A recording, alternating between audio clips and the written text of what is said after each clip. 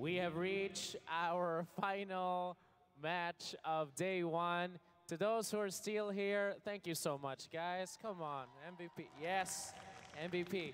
Thank you. Thank you. What a great day one it's been, despite, of course, everyone not being able to, of course, make it for day one. And we understand it's a Friday, but you guys have been an amazing, amazing crowd. Thank you so much. Filling up the arena with passion and noise. Thank you so much for your cheers. All right, for our final match of the evening, ladies and gentlemen, our first team.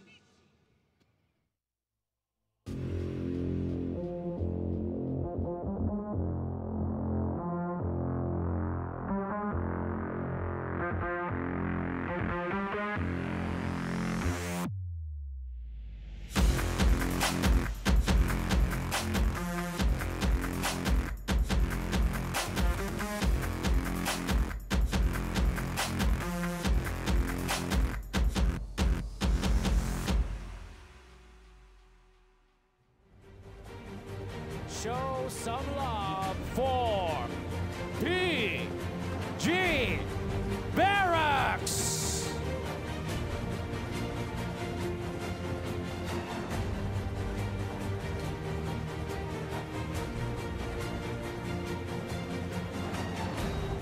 There you have it, Indonesia, PG.Barracx. Good luck to you guys.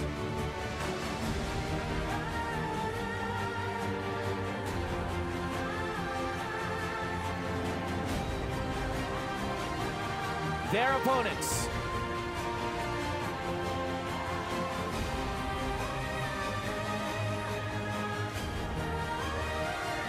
Putting up a great fight against OG in the early matches.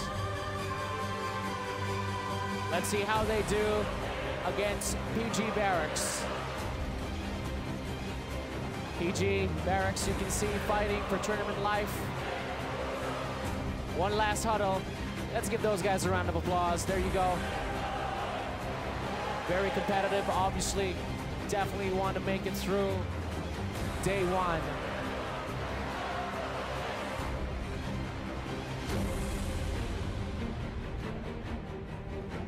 PG.Barracx, good luck.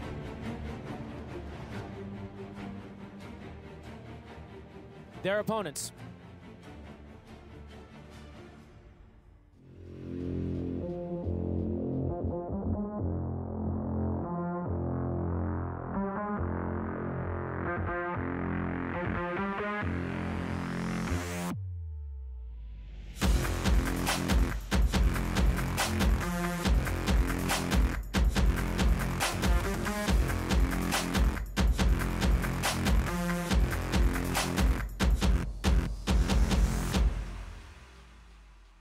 Make some noise as they make their way to the stage.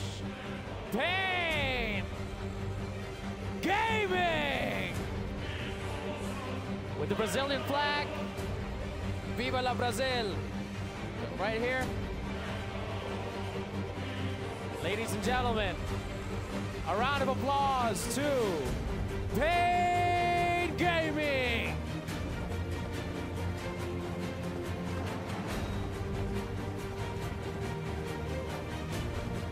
Lots of love for Weha.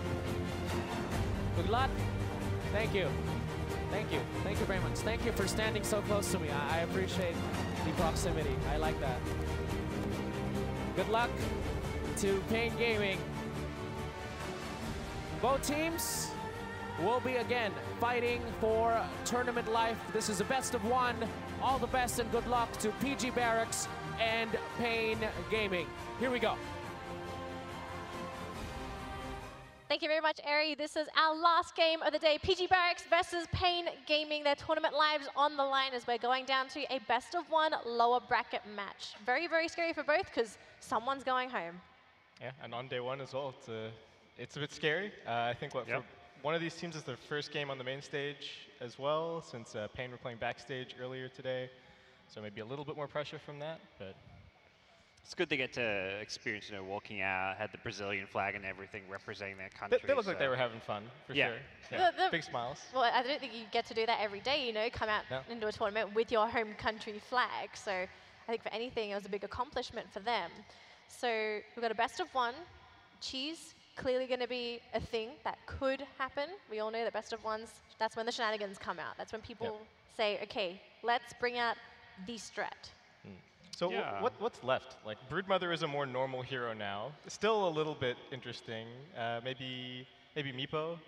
Weepo? Could we see that? Yeah, with Weehar especially. It feels like one of those things where BO1's can go either way, though. Like, also because it's BO1, you may want to go like super safe, standard, pick heroes you're comfortable with. Often you see teams pick like the most like comfort heroes possible. That was TNC. They just picked PL. First two were like, BO1, this is a lot of pressure, obviously. Just one game, let's pick our best hero. Maybe that's the way to go. Just pick that hero that you're really looking for. If you think you're the better team, I think that's the other thing as well, right? No reason to risk anything if you think you can just play better mid-game, better late game, and win it that way. All right, so it looks like the draft is ready, so let's hop into the draft right now. This is the last game between PG.Barracx and paiN Gaming, and this could effectively be one of these teams' very last game for the entire tournament. Very, very scary. Very, very quick bans as well. We've got Night Stalker and Clockwork taken out of the pool, and PG.Barracx, they just gunshot that paiN and the Omni Knight out of the pool as well. Yeah, so the Omni, I think, is a priority ban for both of these two teams for what I was having a look at just from the stats. And it's been very popular in SEA recently anyway. And I like the respect from paiN getting rid of the Clockwork. I mean, Brish had an amazing game on the Clockwork earlier, even though they didn't end up winning that series, but I think he looked really impressive. Yep. No. Still got to wait for those picks, though. Something we also need to consider is that PG.Barracx, I believe they're also playing with their coach instead of one of their players. So they are down to 4 players and their coach. Now, clearly not the ideal situation for the team, but sometimes it happens. They didn't look hopeless against EG by any means. It was a 2-0, and yeah, I think it was fair to say it's kind of one-sided, but they was showed definitely promise. Yeah, they showed a lot of promise. Strategically, like they had kind of clear ideas of what they wanted to do. It was just kind of a bit of outclassed and outplayed in some of the lanes. So and they adapted a little bit as well, right? I felt like they got fairly outdrafted in the first game, and then second game they came back and it was a little bit more even. So do have evolved a little bit over the course of this short event. So maybe see a little bit more of that here. 5 seconds remaining. You go see if paiN Gaming can pull away. I guess favorites coming in, even with the stand-in. Weehar, I mean, obviously, fantastic player in his own right. Yeah. So have you guys actually seen paiN Gaming with Weehar yet? Any matches? Yeah, I was watching a bit of the OG series because it was going 3 games during some of the break. I mean, paiN Gaming coming out of the crowd, coming out on the main stage, have a lot to be proud of because they played incredibly well. They almost took the series 2-0. They won the first game. They were leading in the second game. So they played really good Dota all in all, and Weehar especially was one of the standout players. Very flashy stuff coming out from him in the mid lane. So paiN Gaming definitely looked good at this event. Yeah, all 3 games as well. We was looking really, really dominant. So definitely expecting to see some big things from him in this game. So for this match, it looks like there's going to be no Tiny, Night Stalker, Omni Knight, paiN, Clockwork, and Tusk.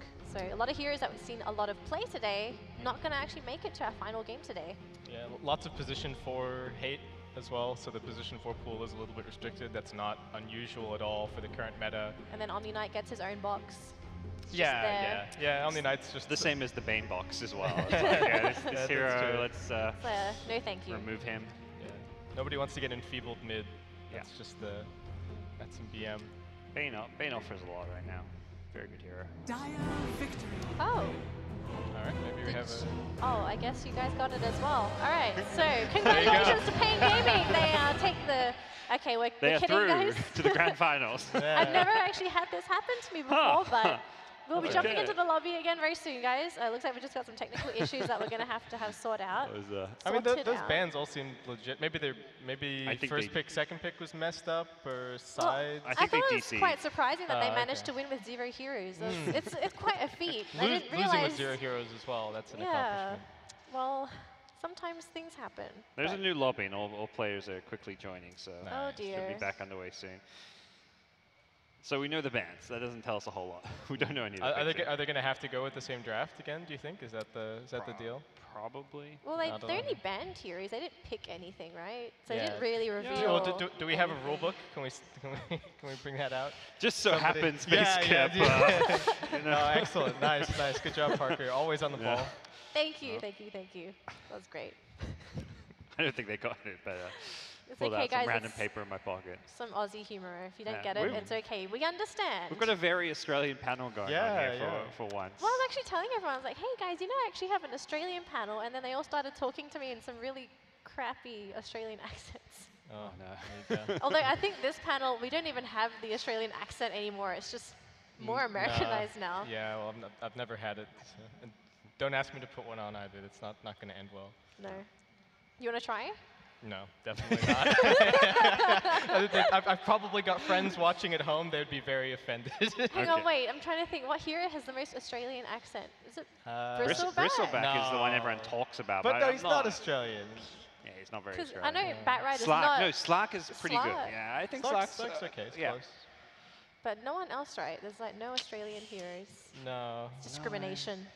It's a shame. Discrimination to Aussies. Maybe there's not enough Australian hero developers in Valve. You know, maybe Maybe. they don't know how to make an Aussie hero. I think That's why what we need. The That's next- why Bristleback was born. Yeah. That's what we need. At the next TI, the theme can be Outback, and then we'll have an Australian hero reveal. Outback Jack. Okay. Yeah. The next hero is Jack. Is Kangaroo-esque hero or something? I Yeah, don't know sure, why what not? are we going with? Unless Bristleback's Arcana is supposed to be Australian themed, so he just like runs around with, you know, the hats with the little corks. Yeah, Just to, like, Sniper keep the has flames- a Sniper has a cosmetic for But that. he's not really Australian, he's so not, he doesn't no. count. We need to take No. that hat away But from the him. Sniper in TF2 is Australian, so they. Bristleback would have to win an Arcana vote to get that, though. I don't think there's many Bristle fans and players out there. What if we just make the Pudge Arcana Australian? I'm down. Okay. Yeah. Unfortunately, he kind of does fit the Australian niche. yeah. He eats too much, he drinks too much, he hooks all the girls in. It's like, what else could you do, right? All right, so I think You we'll- said it, not us. Sorry. Yeah. All right, so we're going to jump back into the draft. Going to have the exact same picks and bans. We didn't really have any picks to begin with, but we should be seeing some picks in a moment. I guess the benefit of all this is that everyone gets a little bit of extra picking time and reserve time now. Yeah, everyone gets extra time to think. So we do have the exact same bands, right? Oh, no, wait. Same Yeah, bands. yeah, same bands, Yep, same bands. all 6 the same. All right. And then a first pick Shadow Shaman for paiN Gaming. Good hero, as you can attest to, right, Parker? Yeah, this is like the go-to 5 position in pubs. 5 position. Yeah, greedy 5 position. Yeah. 5 or 6? 5 seconds. No, it's 5 or 3. Yeah. That's how it goes.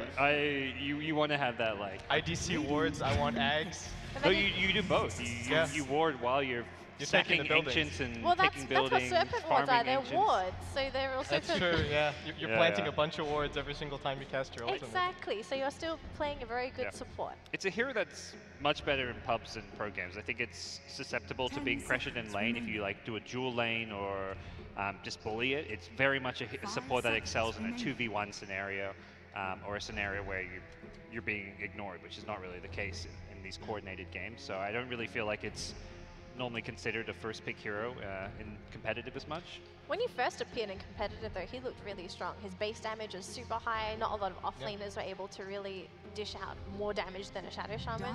But I think after teams, they realized what Shadow Shaman was and how he worked, they just realized, okay, we just need to play like this. And suddenly Shadow Shaman's not a problem anymore. He's still quite popular. I think Fnatic is a team that immediately springs to mind as picking a lot of Shadow Shaman, but the way that they do it is they put the Shadow Shaman on DJ, and then they'll pick 10 a seconds melee remaining. support that ends up playing the 5 for Yes, Pi. So they'll pick 5 the seconds Shaman. One remaining. of their most common openings is the Shaman plus the Elder Titan, and then the ET takes over and becomes the 5, while the Shadow Shaman actually takes the position 4 farm. And I think that works for some teams. And like we've been joking about, right, in pubs, he doesn't actually end up playing the 5. Though this, with the Sand King plus the Shadow Shaman, this is maybe a slightly greedier support duo. Yep. So Yeah, you're usually hoping to have that melee Spirit Breaker-esque, whatever, Elder Titan, whatever it is. Ogre, or Yeah. there's a bunch of different heroes that fill that role at the moment. I think even Yeah. Tusk can play really well with very little farm. Yep. so- Earth Spirit has been another popular one that a lot of Yep. teams have 10 done. seconds remaining. Well, let's see what they do here with the Sand King, Radiant likely team the 4th position, although perhaps seen in the offlane as well for paiN. I actually want to talk a little bit about PG.Barracx's draft. So I've opened up with Nyx Assassin Jakiro. Now Jakiro, not very popular as a support nowadays, just because his spells take have a wind-up time. And you need someone to sort of set up for the Jakiro, because Ice Path, by the time you land it, people can just juke it already. So what are your thoughts on Jakiro? What is the pros and cons of running a Jakiro in your lineup? I think he's kind of a discount Shadow Shaman in a lot of ways. If you're trying to get a position 5 that can, or if you're trying to get a hero that's a support that fixes some of your building damage issues, then Shadow Shaman and Jakiro are kind of the only 2 heroes that you can look at to solve that issue. I do like it in the sense that it opens up the draft perhaps a little bit more for PG.Barracx. Now they don't necessarily have to worry about grabbing a lot more high ground siege in the rest of their lineup, because they have the opportunity to just say, okay, we can kind of fall back on the Jakiro to take towers if we really need it. And depending on what position the Nyx Assassin ends up in, I think it could also be helpful to have. If you have a position 3 Nyx, then you don't necessarily have your offlaner dealing a whole lot of physical damage or right-clicking in the later stages, so getting some more tower damage helps there. Jakiro is kind of less damage than the Shadow Shaman, but more tanky as well. I think that's one of the Jakiro's strongest points in that early game, the laning stage, is that he's got a lot of just good base stats. He does decent sustain damage compared to a Shadow Shaman, correct? If the fights go longer and the Jakiro is alive, he's able to do a bit more. Yeah, especially if you take the Spell Amp talent and the Dual Breath talent, it actually does a surprising amount of damage. Like, it just kind of sneaks up on you. And with some of the map changes as well, I mean, with the most recent patch, I think they removed some of the narrower corridors in the jungle. It used to be worse, but there's still a lot of areas on the map where you can get a really good macro pyre down and actually do a surprising amount of damage in a team fight. So Jakiro does definitely bring damage compared to some other position 5s. Like, you pick an Oracle and you're not expecting him to do any damage at all, really. But Jakiro can at least carry his own weight a little bit. Going to be seeing our 3rd pick very soon here for PG.Barracx. So Medusa, Doom, Juggernaut, and Lycan taken out of the pool.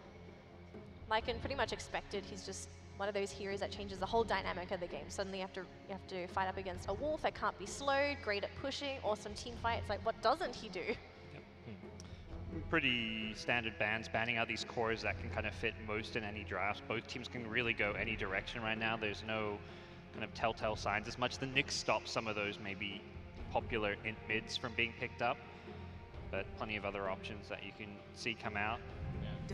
I actually heard the paiN Gaming guys talking in the back a little bit earlier when they were watching some of the earlier series, and they were discussing what they thought the best ways to deal with Lycan was, and they felt, at least in their opinion, from what I could gather, it was just to crush him in the lane and then make sure that he never does anything after that. And I think part of the reason that paiN banned the Lycan here is not only a general respect for the hero, but they're probably not feeling that confident in winning a tri-lane versus tri-lane. I feel like Shadow Shaman and Sand King, they're great level 1 heroes, but they have the problem that some supports have where their level 2 isn't immediately that impactful in a tri-lane versus tri-lane scenario.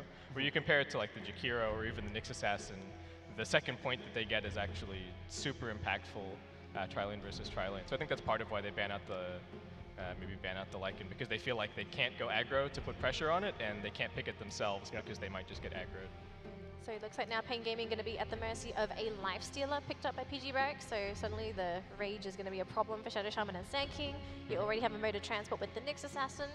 Clearly you want to be looking for more. Any suggestions here for PG.Barracx to pick up as another mode of transport for this Lifestealer? Depends where they want to send the Nyx. If he's off lane or 4 position, we've seen like Earth Spirits with the Lifestealer, Puck, Storm, as far as the mid lane goes. See the Enigma picked up, and I think you got to consider now ways to pierce and disable a BKB black hole. What if they pick Beastmaster and then they jam Lifestealer in the Hawk? How about that? I don't know. But could potentially work. paiN taking a page out of the OG playbook, potentially, right? They played against this Enigma twice today. Yes. So smart Rubik pickup. They played a ton of Enigma themselves. It's like one of, I think, Tavo's kind of signature heroes in a way, so not too surprised to see that coming out. The Rubik pickup, do you feel like this is a good response to the Enigma black hole? I don't think it's a good response to Enigma, but it's a pretty good Rubik game. The weird thing is that they now have, so they've now potentially locked the Nyx Assassin in as their 3, and they have Jakiro and Rubik as the 2 supports. Rubik, I don't mind seeing him played as a 4, but I don't know about Jakiro plus Rubik as the support duo. That's what I'm a little bit dubious about. But it is a good Rubik game. You've got Burst Strike to steal, you've got the threat of stealing the black hole. Shadow Shaman's also not too bad to grab from. Is there any value in making the Jakiro position 4? I think you want the Rubik to have the items, because he needs to get a positioning item this game to be able to use the Burst Strike and potentially the Black Hole really effectively, or at least to make him a threat. So I think that's the big reason to put him on position 4 instead. Yeah, it seems very much a response to the Enigma pick, and also, like Kip said, there's Sand King as well. So very good spells to steal, but I don't think you can just pick a Rubik because there's good spells to steal. The hero doesn't suddenly become amazing when there's good spells. You still need to fit your draft, and the Rubik Jakiro is a very unconventional support duo. Isn't it a bit old school as well? Back in the day, Jakiro, Rubik, they were a decent pair, but that was a couple of years ago. Yeah, I think we used to see it a little bit. The one thing I'm now thinking is, what if we see core Jakiro? That's what I like a bit more, is like a Nyx Rubik support duo with Jakiro in the off lane. Yeah, or even a Jakiro mid. Maybe. I mean, you are playing against a Terrorblade. I feel like the core Jakiro does decently there, though you don't really burst very hard, so TB's kind of always going to get his Sunder off, but the Ice Path, the attack speed slow on the Dual Breath, and the Liquid Fire are both really good at kiting TB and minimizing his damage output in a fight. Speaking of core Jakiro, what are your thoughts on PG.Barracx possibly tri-laning the Nyx Jakiro Rubik against the Terrorblade lane? How's their tri-laning? I don't know if you want to leave Lifesteal at 1v1 against Enigma. It seems like it seems not a terrible idea, but not the best. Like, Lifesteal will farm okay, but Enigma will also free farm, deny a decent amount of Lifesteal's farm. Lifesteal's very low armor against the Eidolons too. Yeah, and then I guess Nyx would be farming in that lane if that was the tri-lane. So I think you could consider tri-lane with Lifestealer and leaving like Nyx 1v1 against Enigma. But then again, that's also going to be a free farm Enigma potentially. Yeah. Right? Not sure how much you can aggro this game. Yeah, so paiN probably looking for their Weeha hero at this point. I think what makes sense for PG would do like dual lane, send Nyx Jakiro bottom and then Rubik Lifestealer in the safe lane. So you have that kill potential in the Enigma if he's trying to come up and contest farm. Meanwhile, you're also pressuring the Terrorblade with a very tough to deal with dual lane. Nyx with a ton of regen, Jakiro very good at the early levels as well. This might be one of the most miserable Lifestealer games I've ever seen. As soon as he picked him, paiN had all 3 core picks to counterpick him, and I think all 3 of their cores are actually really good counterpicks against the Lifestealer, right? Enigma, you're going to get Black Holes. Terrorblade has insanely high armor and really good physical damage output. I mean, Lifestealer isn't as susceptible to physical damage these days as he once used to be because his talents sort of help out a little bit once he gets into the later stages of the game, but in terms of ever killing a Terrorblade, he's just not going to be able to do it. And now there's the Razor on top of everything. They need their mid to well and truly be a carry of sorts, it feels like. Like, Tinker could have worked well. It's a great TB counter, of course. Just a great hero at the moment in general. But banned, unfortunately. Yeah, Bed's banned, so the Queen of Pain, Storm perhaps. There's a lot of lockdown for those carry-type mids that are kind of those very elusive ones. You've got lockdown. You've got Enigma Black Hole, Sand King, Shadow Shaman. Death Prophet gives some building, taking capabilities, not really a carry of sorts. You carry when you've got your ulti. Yeah. When your ulti's down, you're definitely not a carry. I'd like it because I feel like if the game goes late, the Lifestealer is just dead in the water no matter what. So just picking something and putting together a lineup where they can maybe just win fast is a decent idea, and I think the Death Prophet fits into that because if this goes late, I think paiN Gaming 100% have this game in the bag. And they're in this tough spot where they needed their mid to be their carry, but their mid is going to be going up against a Razor, which is like the anti-carry mid. So anyone you send mid is going to struggle to farm against a Razor. Okay, so are we locked and loaded here for paiN Gaming, both of you, or do we have someone here for PG.Barracx? No, I'm going paiN. Yeah, paiN all the way. Saw Weeha's Razor earlier today. He was doing pretty well, even though they lost that game. They're the better PG. It's PG versus PG, but we got paiN Gaming. We'll have to find out which one's the better PG. I'm going to throw it over to our casters right now. This is possibly the last match for one of these teams. Let's find out who makes it through. We'll throw it over to our casters right now. All right, and welcome. We're up to the last best of one of the day between paiN Gaming and PG.Barracx. Thoughts on the draft? My thought on the draft is that this is a very important lesson about how valuable drafting is. Like, oftentimes when you see underdog teams, your first thought is like, wow, their laning phase didn't go very well, or, you know, their late game decision making isn't that great. Drafting is a very underrated aspect of the difference between the higher tier matches and the higher tier teams, because the really top level competitive Dota, all the drafters are very knowledgeable. They've gotten so much data on each team. They know each of their teammates' play styles. They've got analysts, they've got coaches. There's so much information, but a wildcard team like PG.Barracx does not have access to that information to get it on such short notice in, like, you know, under 24, 36 hours whenever they qualified. So yeah, I am definitely agreeing with Baseskip that this Lifestealer is not going to have a game at any point during this match. So it's going to be all on this Death Prophet to see if PG.Barracx can even make it past like the first 25 minutes or so. Is Death Prophet even going to have the ability to have a decent lane? It feels like there's just so much pressure that can come from paiN Gaming that even the Death Prophet is going to have a terrible time too. Which is probably why I doubt that paiN is going to even spend that much energy shutting down the Lifestealer. Like, you know, let Lifestealer get a Midas or Armlet. Who really cares? As long as you make sure that Enigma gets a Black King bar at some point, that's really the only thing that you need to counter out that entire Lifestealer hero. So we'll see how PG.Barracx are able to really go through this game. It just feels like the side of paiN Gaming have such an advantage just draft alone, but you know, anything can happen, and I love seeing the underdog story, so I kind of want to be surprised.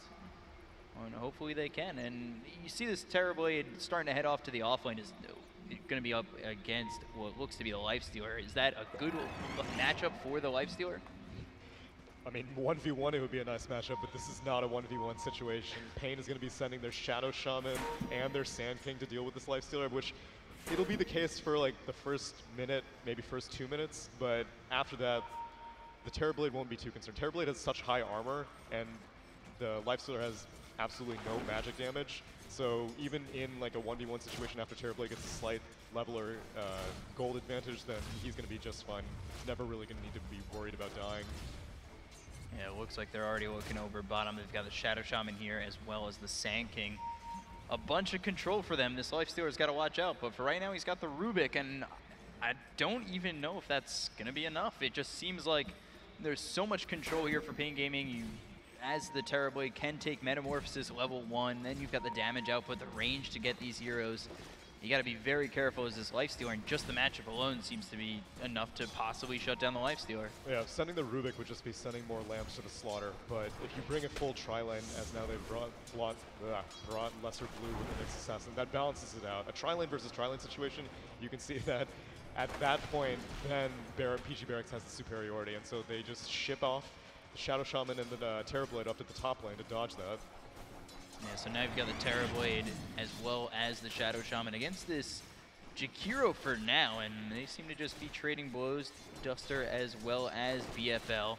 But it seems to be opening up for Terrorblade, HFN, a Terrorblade getting free farm, which, you know, a Terrorblade's a kind of hero that can come back from really any amount of net worth down. Having a free lane for himself seems to be not the right idea for the side of PG.Barracx. Yeah, so many times I do see Terrorblades being played in a recovery position because he's not a great laner. He doesn't really have very much. Sometimes you've been seeing a slight resurgence of Reflection Max early on, but more often than not, it's Metamorphosis, and that spell is on such a high cooldown that you can't reliably use it in lane. But if you don't have to get kills, which, you know, Jakiro, he's technically a vulnerable target, but at the same time, you're not going to be able to ship him down. Now King RD is getting lifted.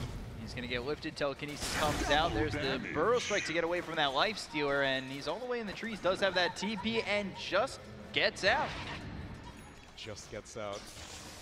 He makes it look easy, but he specifically angled that Burrow Strike so that he got right out of Rubik's auto attack range. And Rubik was banking on that auto attack connecting, and instead it just ended up going on a creep. They are starting to open up the lane for the Lifestealer, which is something we talked about earlier, that they desperately need his Lifestealer to have a decent lane. But even having a decent lane, maybe having the Death Prophet have a decent lane too, is there a strategy with that they can use to really beat the lineup of paiN Gaming? Is it just going to have to be a constant pressure, run at you kind of lineup for them?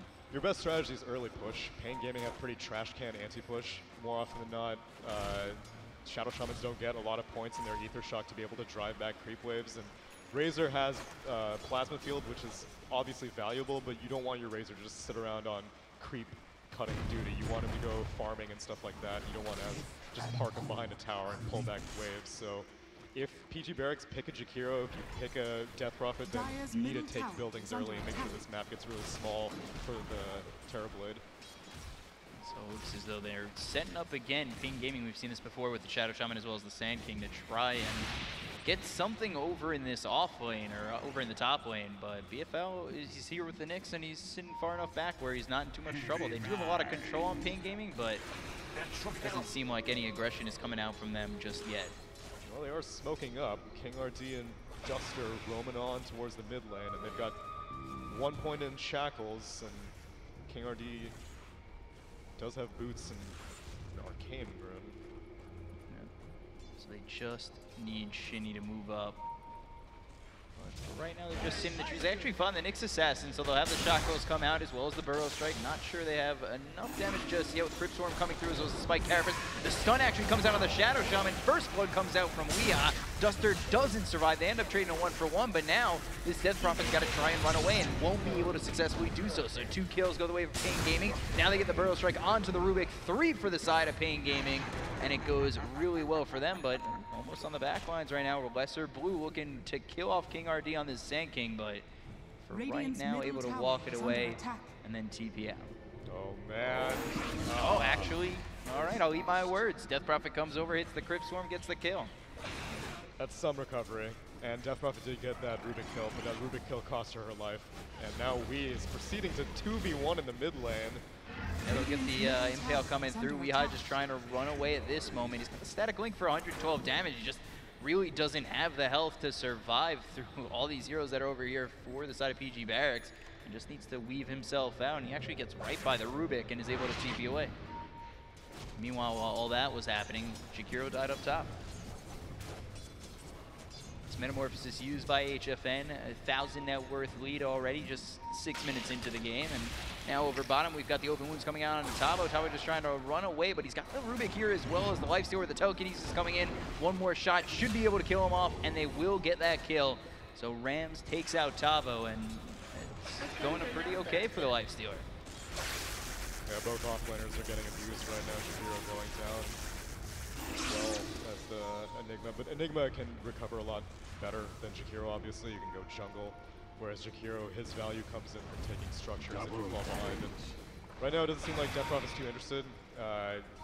Problem is Death Prophet can't ever really leave the lane because Wee has nothing better to do than sit here. Now, open wounds. Yeah, bottom Tavo again, just getting hit up by this Lifestealer. A nice stun coming out from King RD, but the telekinesis comes through, keeping him close to the Lifestealer. 2 more shots should do it. 1 from the Rubik, 1 from the Lifestealer to get the kill. And then Weeha over mid also drops, but still raging on over bottom. King RD gets the stun out and almost takes out Brish, but Rams now continuing to chase onto the Sand King through the jungle, just trying to get himself another kill, which would put him at 3-0 and a pretty decent start. But coming on over will be Shinny, gets himself the double kill as he cleans up King RD and gets himself both Weeha and the Sand King. I think I've seen King RD spend more time in the Radiant jungle than I have his own jungle, but he keeps trying to barely escape death both times going down. And yeah, rotation on Wee in the mid lane as well. Death Prophet was able to pick up a kill on that Razor.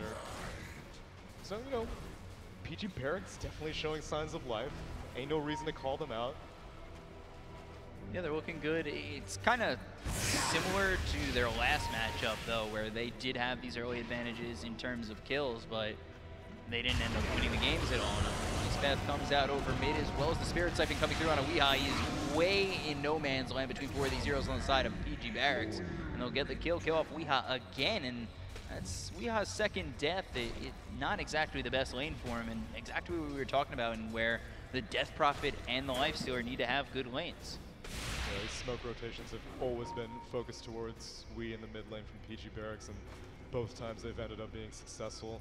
Whereas paiN Gaming haven't really, like, all their kills have been reliant just off of lane positioning. They haven't really dipped into their smoke supply quite yet. And it's understandable, their heroes besides Sand King aren't really interested in moving around early. You'll see roaming from a Shaman and a Sand King in most games, but right now Shaman is being able to push a tower for free while the Terrorblade's farming up the jungle, so everyone's getting experience, and sometimes experience is more valuable than kills. Yeah, we take a look at the Enigma. He's going for the Midas, so looking towards the late game a little bit more is paiN Gaming, which is what they talked about on the panel, where paiN Gaming, when they get to that late game, there just seems like they're going to overwhelm PG.Barracx, and now Static Link comes out onto the Death Prophet, just pushing him back, so Weeha can kind of open up the lane for himself again. Yeah, Wee is not going to move until PG.Barracx starts making motions towards the tower. He is content, constantly farming up. He's getting his experience in gold. Terrorblade has donated the top lane to his Shadow Shaman, so Duster is almost about to hit level 6 before 10 minutes, and it's amazing to ever see a Rasta pre-tome hit level 6, but you'll see the benefit whenever you start seeing these Serpent Wards be dropped early on.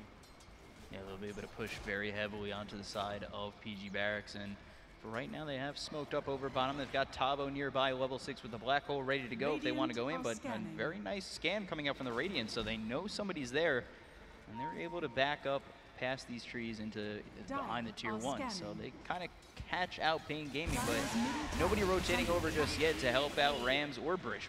Yeah, that was a peculiar movement from We. I mean, it's good now that they're transitioning it into a push as opposed to just being like, well, didn't get our kill, might as well just peace out. But We left the mid lane, and no one took over the mid lane from paiN Gaming. Now Terrorblade has showed up mid, but someone needs to show up earlier if you want to get something smoke killed. So they do end up TPing in Lesser Blue. He's not level 6 yet, so they don't have the Vendetta to work with. They're just going to take out these Serpent Wards so they don't lose the tower. They actually get the Ice Path as well as the Telekinesis. There's the Impale onto Weeha. He's going to be the first one to fall in this fight. Now they look over King RD as they've got the Exorcism as well as Shinny working with the Spirit Siphon, but King RD doesn't drop just yet. There's the Ice Path to land and finally gets the kill. It's 2 for the side of PG.Barracx, and they're starting to look really good and taking themselves a little bit of a lead. So you may have missed it, but there were 2 frames of a black hole in that fight. I wouldn't be surprised if no one saw it. I just saw like a giant icon show up on the, like some sort of burn effect on the ground, and I was like, wow, is there a Warlock in this game? But no, it was like a 0.5 second black hole that I don't really know what got canceled by. It may have been a silence. Now Epicenter. Yeah, Epicenter comes out over bottom, doing a lot of damage to Rams and BFL, but now the Ice Path comes out on a Metamorphosis terribly. They're going to continue to chase on to Lesser Blue. They'll get the kill on BFL as well as Lesser Blue. The Spirit Siphon keeps Shinny alive, but the chase is on from paiN Gaming. They're looking to line up that Burrow Strike and continue on forward with Weeha as well as HFN. He's got this Metamorphosis, but they're not going to find Death Prophet. And as I say that, Burrow Strike just a touch too late, and Death Prophet able to get out. Both, of course, survive, and the push continues. HFN spends his Metamorphosis, and unfortunately, Rasta Wards were spent on the first push, and it seems like they're not going to try to go too aggressive after that. They're happy with their first tier, and tier 1 mid had also gone down, so now just one tier 1 remaining for Radiant. Yeah, despite not leading in kills, they are leading in the net worth, and they're continuing to push these towers pretty heavily. Top tower is under attack. Yeah, it doesn't really matter to them. Like, they can wait for late game because they win late game, but they can also push early game because when you've got Rasta Wards, it's either Roche that you can take or it's structures that you can take, but more often than not, you'll see teams want to be constantly spending that cooldown whenever it's available. So you're pressuring them early game. You're probably going to win the late game here for paiN Gaming. If the plan's not really getting executed as you'd thought for the side of PG.Barracx, how do they really transition into something that's beneficial for them? I'm interested to see what this lifestealer is going to do, because in this kind of situation, maybe you think like, okay, I don't really have any good vehicles. Maybe I should just go ganking with Nyx Assassin and Vendetta. But paiN Gaming have difficult heroes for even a Nyx Assassin to deal with. Like, you've got to deal with Burrow Strike from Sand King, so he's not an easy target. You've got to deal with Sunder from Terrorblade, so he's not an easy target. Enigma's possible, but if he turns around in black holes, then you and your Nyx Assassin, even though you went for an Infestival, that just means that you're both great targets to get black hole. Then pretty much your only viable target is Duster's Rasta, but he's never by himself. Seems like they've pretty much drafted for all the answers against the Lifestealer.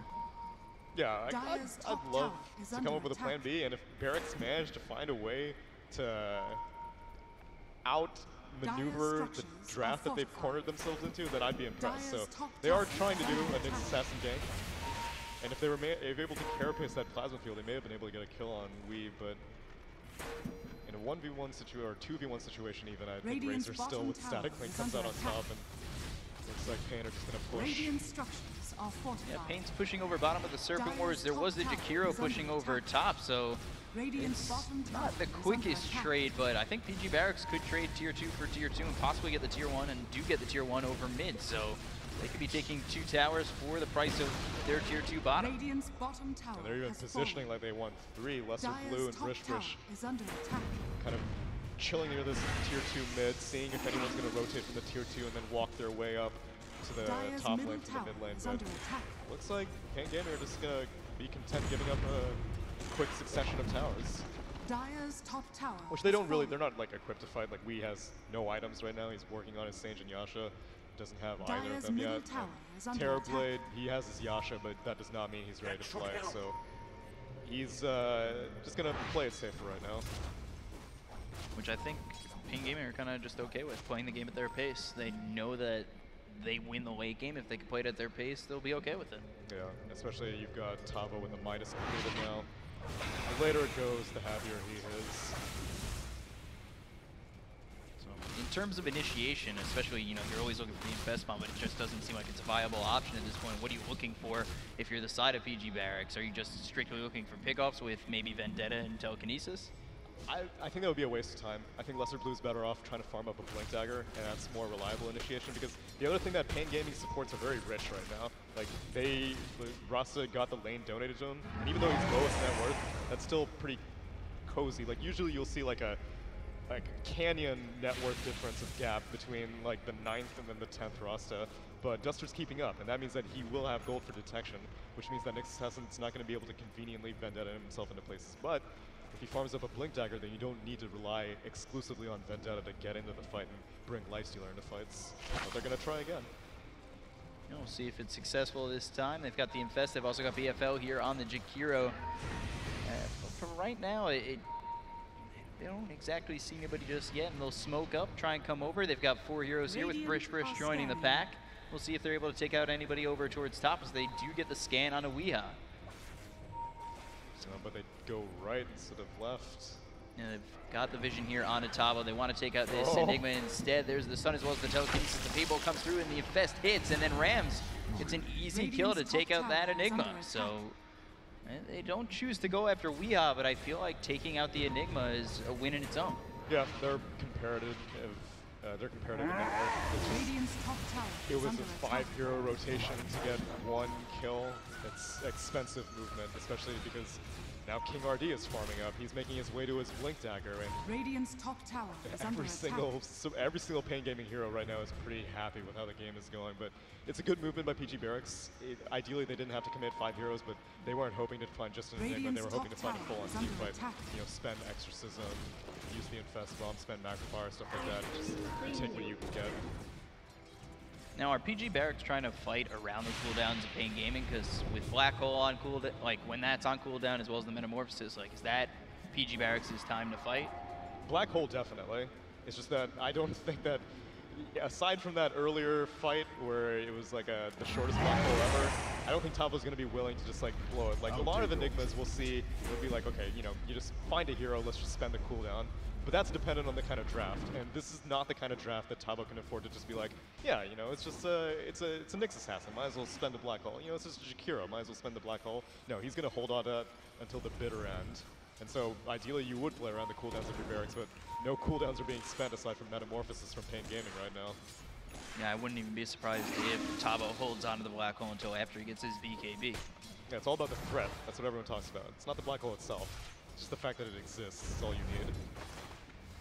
It's enough for PG.Barracx to really pick and choose their fights right now, just going for pickoffs. They're not really going for the big push at the moment, and they're not really looking to force a fight between them and paiN Gaming because they know that Black Hole's up. They know that Black Hole's up, but they don't know about this King RD Blink Dagger. So if paiN Gaming want to defend this bot lane, they could probably get 2 quick kills and possibly 3 if this Rubik shows up in vision. But it seemed like they want to defend, instead it seems like Terrorblit's going to push mid and Enigma's going to push top.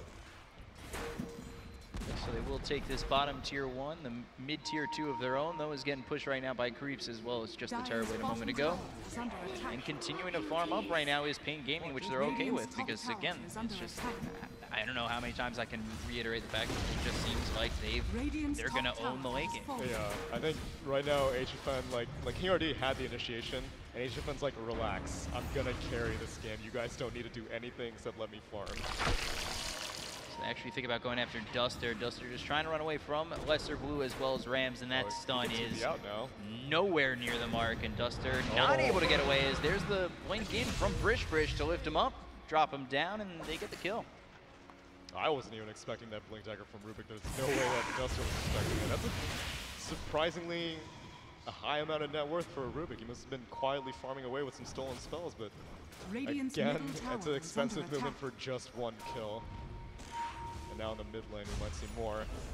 We'll go for mid. They've got the epicenter as well as the barrel strike hitting down onto the Death Prophet. They'll take out Shinny, and that's a pretty big kill. And now the Ice Path comes through, but no kill for the side of PG.Barracx, and they lose that Death Prophet.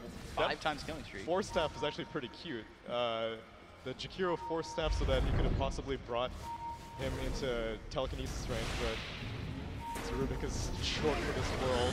And telekinesis comes out on HFN as well as the macro pyre laid down, but there's the Sunder to keep this Terrorblade alive, and HFN probably has to just run, but you've got Weeha in here with the static links dealing a lot of damage, and the Ice Path comes through. Weeha ends up getting the kill onto Lesser Blue. On the back lines, it doesn't look as though HFN's going to drop to that Lifestealer as he's now retreated all the way back to his base, and with 3 dead on the side of PG.Barracx, paiN Gaming just able to push. Radiant structure. It's a damn shame, because the way PG.Barracx are playing are actually pretty good. It's just that they don't have the heroes to, like they know what they have to do. They know what's necessary to win this game. It's just the 5 heroes that they've selected to do that are not compatible with this strategy. Yeah, paiN Gaming's draft just seems miles ahead of their opponents right now. Man, and now Enigma has his BKB completed. So we'll probably see a full black hole coming out soon. Not just the split second, 1 second over bottom. That's assuming he ever actually is willing to spend the cooldown again. Even with, see now it's like a double layer threat. It's like, I could cast the black hole, and I could use my BKB, but you know what? I don't even have to. Man, is that selfish or selfless by the Enigma? Well, we'll see. If they can defend this tier 2 successfully without it, that'll be pretty selfless. If they fail, then it's very selfish. Oh, look at these wards. There's so much true sight. The battle of wards, and there's the telekinesis coming through, as well as the exorcism being used as PG.Barracx are trying to go in with the Ice Path, landing between these heroes on the side of paiN Gaming. They'll get the kill first. Weeha takes out this Rubik, but they'll trade so far for King RD. Duster goes down as well. 2 dead on the side of paiN Gaming. There's the black hole that's going to hit onto the Death Prophet. So they'll clean up the Death Prophet, take themselves 2. Weeha gets a double kill, and he does expend the black hole as well as the BKB. But now Lesser Blue's here with a 2-man impale, as well as the Ice Path coming through. So they're still trying to get these kills, but I don't know if they have enough damage to do so. Lesser Blue hits the deck, and now they will get rammed. They're continuing to chase. Defest comes out onto the Enigma Eidolons, but... Oh, he's gonna kill Enigma? Yeah, he kills Enigma with his own Eidolon. The blood on his hands, and now Ram's just trying to get out. He fights HFN, but it does not look like he's long for this world. HFN trying to move on forward. Gets 4 step forward, and continuing on to get this kill onto the Lifestealer. Down he goes. So does BFL, and ends up being a full team wipe for the side of paiN Gaming. Again, PG.Barracx has the right idea. Like, Enigma Black Hole was spent. It was on a solo Death Prophet. He spent the BKB as well. You had 3 heroes. Jakiro, Lifestealer, and Nyx Assassin were still alive. And so you're like, we can turn this fight. Static Link damage is timed out. Problem is that there's such a high net worth advantage now for paiN Gaming that like Enigma almost got out with the Glimmer Cape and Force Staff, and so Lifestealer had to spend even more time killing him. And then there was a really great Ice Path, but Razor's just too tanky, Terrorblade's too tanky, and Lifestealer cannot alone carry this game. So again, right strategy, wrong heroes, and wrong net worth too. Burrow Strike comes out for King RD. HFN is here. They'll clean up Lesser Blue. And it really just seems at this point, up 8,000 net worth, there's no answer for PG.Barracx, as it's just looking that easy for paiN Gaming. Yeah, you'll see a Roche pretty soon. I don't think they're going to even spend Ross Wards now. Reflection on the Jakiro. The Burrow Strike, BFL, however, is able to force staff away, and paiN Gaming don't get the kill, but they put the pressure on. And they look over actually mid as Weeha continuing to push these heroes on the side of PG.Barracx back into the race. It just seems like they're not allowed to leave their base. They're not allowed to farm. paiN Gaming controls the entire map with 9,000 net worth. I couldn't think of an answer even if I had infinite amount of time for the side of PG.Barracx. It'll be some sort of miracle Roche defense, which is a very tall order, seeing as how there are like 1,000 dire wards on the Radiant side of the map. So even you think about moving, it's not like you actually need to go on the map. You just think about it.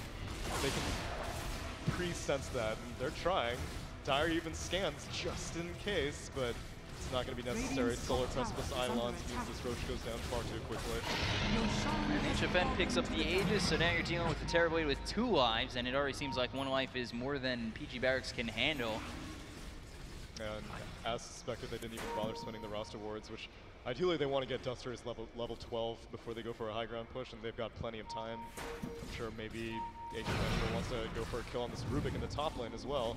Yeah, he's got the Solar Crest on Brish, still on Plasma Field, but that's not deterring anybody. It's worth a shot, but it's just doing nothing. Brish trying to run away. Weeha's back here, and Brish run through the trees. Down he goes. HFN gets the kill. And paiN Gaming, again, just chasing down supports. Really like a killer from a horror movie. They just don't stop.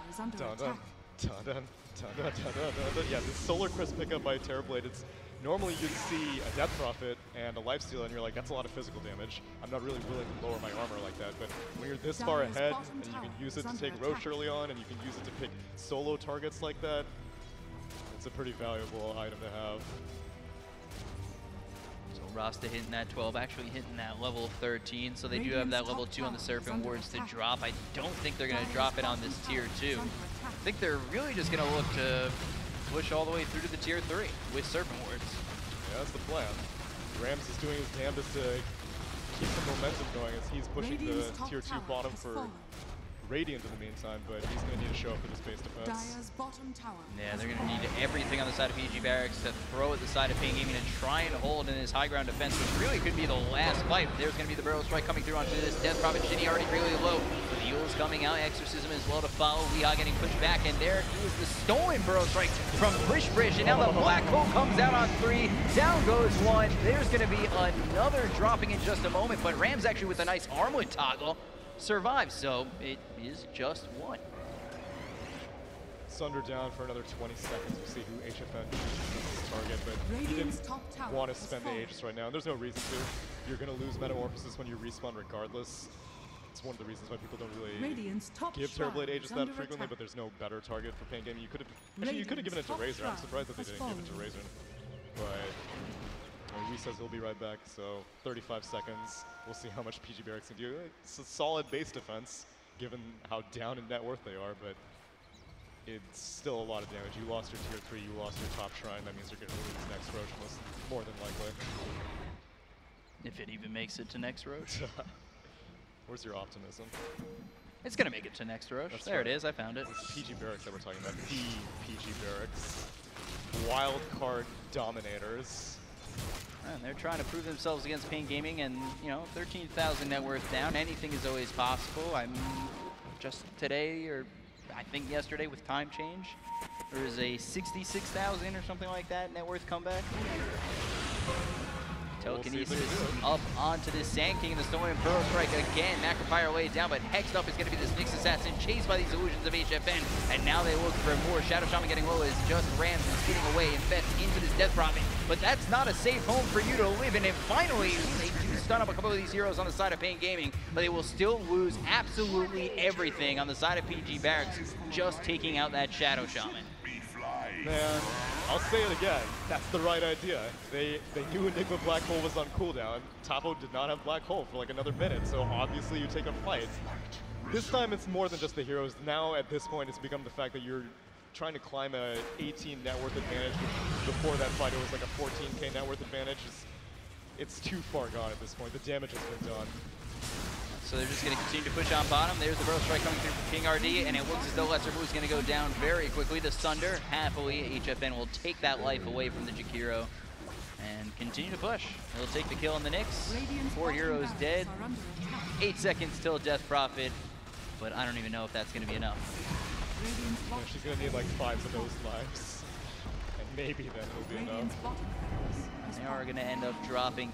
Daedalus already here for the Terrorblade. They continue to chase onto Sand King, but it's just able to run away. The old Razor Glimmer Cape you never expected. Just like the Spanish Inquisition, nobody ever expects it. This is the Brazilian Inquisition, and now every center being channeled onto a siege creep. It's always the best place to throw it, and they're continuing to push on through to the side of PG.Barracx. They're just trying to defend one of these buildings, but they've lost their racks bottom, they lost their racks mid. There's going to be a black hole coming through. They'll take out 3 of these heroes, and there finally is the GG coming out from PG.Barracx, and they will be going home, but paiN Gaming, they're going to move on. Get very good in this game. paiN were definitely angry. They almost beat OG. They were on the cusp, and when you come in with that kind of heat, I'm not surprised that the wildcard team of PG.Barracx, after getting 2-0'd by EG, may not have been in the best spirits, but I saw they had the right mentality. Like, every single movement that they made would have been great if they just had better heroes, but it was lost at the draft screen, and it's rare that you can kind of like check the symptoms and see all the reactions as a result, but that's what happens sometimes when you're out of your depth as a draft. I mean, I've felt that in Battle Cups many a time. Sometimes I'm like, dude, Viper would be great here, and then it turns out it's not great. Yeah, it just seemed like a complete outdraft from paiN Gaming, and you know, it looked good. Like you said, PG.Barracx, they had the right idea to go out on paiN Gaming. Were playing aggressive enough where they were opening up the lanes for Death Prophet and Lifestealer, but in the end, it did come down to the draft, and they weren't able to pull it off. paiN Gaming take the victory, eliminating PG.Barracx from this tournament and moving on to another round in the lower bracket. Yeah, and they will be continuing to face difficult opponents moving forward. The lower bracket that we've confirmed so far is, so TNC is going to be up against Infamous. I think so. I believe that's correct. And then paiN is going to be, oh, actually, so their opponent hasn't been decided yet, but yeah, we'll see.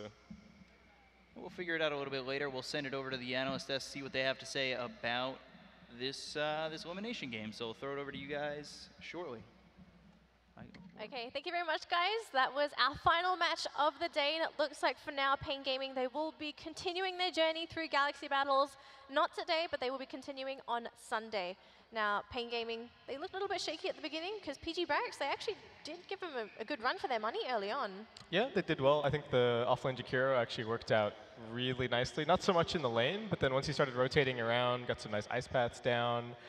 They took the tier 2 tower up top pretty early, and they were somewhat on track, I think, to maybe close out the game within the window that they had, but they were also teetering on knife edge the entire game, right? Any time, if they lost a single big team fight, 4-0, 5-0, something like that, it felt like that would just be the point where the game was completely over, and that's almost what we saw, I think, towards the end. paiN just started winning team fight after team fight after team fight, took multiple lanes of racks, and at that point it was completely over. Yeah, I think I agree with all of that, really, and I think the draft put them in a place where they were at a disadvantage. I think there was still that win condition we talked about where they had to snowball. I think some small changes and different fights could have maybe affected things. Like the Lifestealer, I think you need to go for the Deso instead of the SMY as a second item so they could actually siege faster, play faster tempo, and actually burst heroes down. Like he actually was at a point before some of those big items, the Force Staffs and whatnot, come out that he can still fight and he needs to maximize his damage in that rage, but wasn't really able to do it. And unfortunately, it was paiN Gaming who managed, find that one black hole. They had a really nice epicenter Burrow strike. This one here at the bottom lane, where that was like the first big fight for them, and it was the one after that, the black hole one around that mid lane, where they kind of sealed the deal. It definitely lost a lot of momentum after this fight right here. They were poised to just continue on, but when you get caught with epicenter and you get 2 taken off the face of the planet from the get-go, what do you really expect it to do? So it seemed like for PG.Barracx, maybe they lost a little bit of confidence in themselves in that game, because, Gods, as you said, picking up a Deso on the Lifestealer makes a lot of sense. Faster push, a lot more damage, but it does make the Lifestealer a little bit squishier. Maybe he didn't trust in himself or his teammates to maybe make those plays. Yeah, it's always tough. I think it was one of those scenarios where he's going to have a very small window to deal damage, and he didn't need to go for some like balance in between item. Like the SMY is very good, maybe as a follow-up to the Deso, but yeah, all in all, they needed to just be more assertive with and recognize that we've got this very small window. We need to hit it as hard as possible, get all the damage items, all the early game items possible. Death Prof, I think, had the right idea. Yule's into straight BKB. The BKB was like, we need to win fights and end this game fast. BKB is the right item to do that with. Make sure that you can pop that Exorcism and guarantee you take towers and don't get burst down. So I think the Death Prophet played really well this game. I think Lifesteal did also play well, but we saw in the fights it was just getting kited around and couldn't kill anyone during his rage. And that comes back to what the casters are saying with the draft situation, right? Like this is almost as anti-Lifestealer a lineup as you can get. Sure, he's decent against the 2 supports potentially, but beyond that, all 3 cores just make his life absolutely miserable. So I'm actually wondering, third picking the Lifestealer, did that alter their style of play? Maybe they wanted to go for something else instead of the Rubik pick. Maybe they wanted to go for something else instead of their Death Prophet pick. So maybe, just maybe, their draft was altered and they didn't want to play the style that they wanted to play. Yeah, wonder, and even picking the Rubik, like we didn't really see the big steals and the big impact coming out from the Rubik, which was kind of forced them to do the offlane Jakir. I don't know if that was a plan all along, but it definitely felt a bit unconventional to have a 5-position Nyx, Rubik, and then offlane Jakiro. yeah. And that's the other thing when you pick Rubik, right? The enemy team has to cast their spells on you first before you can get any impact out of them casting them back. And so it can be really difficult when you're playing against a good team who are using their spells well to actually have an impact as Rubik, because there's always that little bit of time delay. And I think that's part of why we don't see as much Rubik these days as we perhaps used to. People are also really good at covering their spells these days, right? It feels like we've seen so much Rubik over the course of Dota 2's history that people just don't really let Rubik get away with anything the way that he maybe used to. Yeah. So who did we actually vote for the MVP of this match? It was Sand King, right? Sand King? King RD on the Sand King. He moved around really well, got a lot of, put on a lot of early pressure. They dove under mid a couple of times. He set up the first big team fight at bottom when he was in the tree. He didn't even have blink, right? He just he was in the perfect position. He epied, he burst struck in, caught 2 with the Borrow, completely won that fight for them. And that was after they'd used the Mass Serpent Wards and lost a couple of heroes. Like, they completely caught PG by surprise. If a fight like that doesn't happen, it could have gone a very different track that game. So definitely did very nicely on the Sand King. So any last words for that final match before we close out for the night? No, congratulations to paiN. Looking forward to their continuing lower bracket run. Okay, looks like that's going to be it for the panel for today. We're going to throw it back to Ari Neiman as he closes out Galaxy Battles.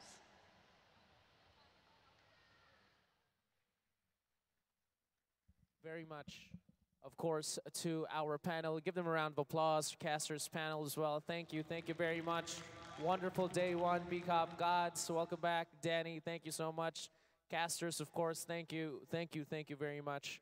We are here with the winner. We have Duster of paiN Gaming. Why don't we give them a round of applause? There you have it. Lots of love over there. You guys had a very close match against OG. Fared very well against them. How did you feel coming into this match against, of course, PG.Barracx? We are feeling pretty confident, and we want to get our revenge on OG. We will beat them for sure next match. We will beat them for sure next match. Those are some strong words, Duster. So are you basically saying it was a close game? Did you feel that you guys should have won the match against OG today? Well, we should have won, pretty sure. But we threw the second match, and the third match was just a disaster on the draft. All right, so there you go. I like the intensity. I like the determination to come back. But of course, you'll be playing against TNC first, correct? Tomorrow. I think it's TNC, and we are ready. And we are ready. I like the confidence. Okay, that should be hype. And to my knowledge, this is your first big LAN Duster to ever play. How do you like it so far? I mean, this stage is pretty big, and it feels a lot of pressure, but I'm fine. This is like my dream coming true, so I won't be playing bad. You don't want to be playing bad. And definitely the Filipino fans are going to come strong tomorrow. You're going to be hearing their cheers. And of course, good luck to that. Congratulations on your win. Duster of paiN Gaming. Give him a big round of applause. Congratulations, sir. Ladies and gentlemen, you guys are wonderful for being here and staying throughout the whole night. MVPs, you guys, right there. Lots of love to you guys. And everyone here, thank you so much for staying all the way and closing the show with us. A round of applause to your casters and talent, ladies and gentlemen. We're so excited to put on a show for you guys this weekend. This has been day 1. We have an amazing day 2, and we're sure and very excited that, of course, the Filipino community are going to show up for Saturday and Sunday. Some more, of course, wonderful Dota for the next few days. In the meantime, thank you so much for an awesome day 1. This has been Galaxy Battles. We will see you guys tomorrow. Thank you.